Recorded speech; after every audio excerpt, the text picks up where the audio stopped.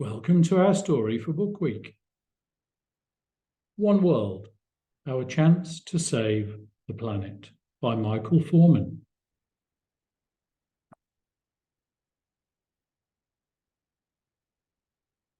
One sky, one sun, one moon, one world.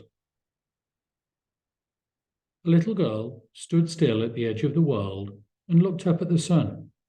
She watched it go down at the end of the day. That night, she watched the moon rise and the stars come out.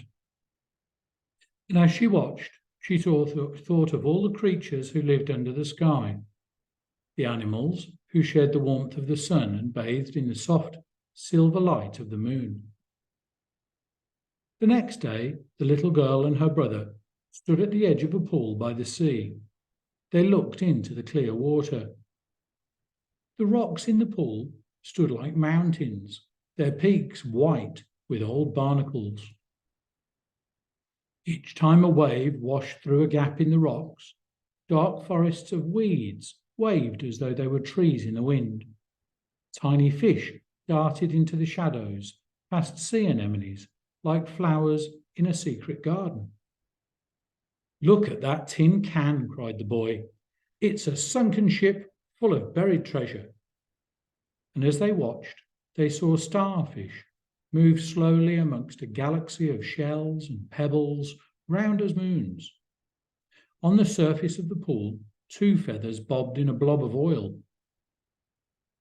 The girl dipped her bucket into the pool and half filled it with water. She dropped a little sand into the bucket and watched it drift down to the bottom. Her brother found stones covered in seaweed and put them in the bucket. Together the children watched the leaves swaying in the water. Then they added other kinds of seaweed and coloured stones and shells. They admired their tiny new world, but it still needed something.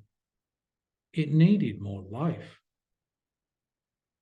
So the boy chased a shrimp with his net.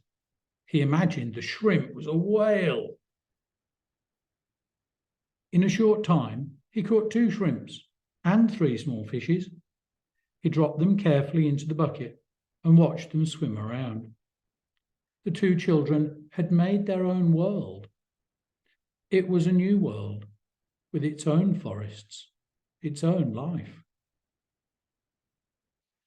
Together, they held their world in their hands. All the long afternoon, they tended their tiny world. They added more seaweed, shells, and 3 more fish.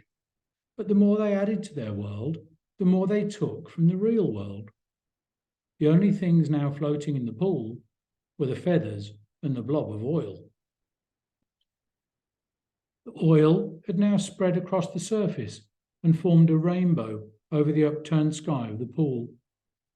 But as it spread, the pool began to turn cloudy, and the constellations of shells and starfish disappeared, just as the moon and stars are hidden when the forests of the world are burned. The pool, which had reminded the children of the beauty of the world, now showed how easily it could be spoiled. It reminded them of the larger world they knew, where forests were disappearing in the clouds of smoke, and people in towns were poisoning the land and the seas. A world where creatures, even in far-off snows and the deepest oceans, were not safe. Their little pools seemed so small, and the world seemed so big. Just a drop in the ocean, really. "What can we do?" cried the boy.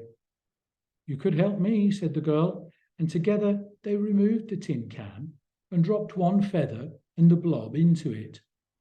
They used the other feather to skim off the oily rainbow. Carefully, they returned all the things from the bucket to the larger world of the pool.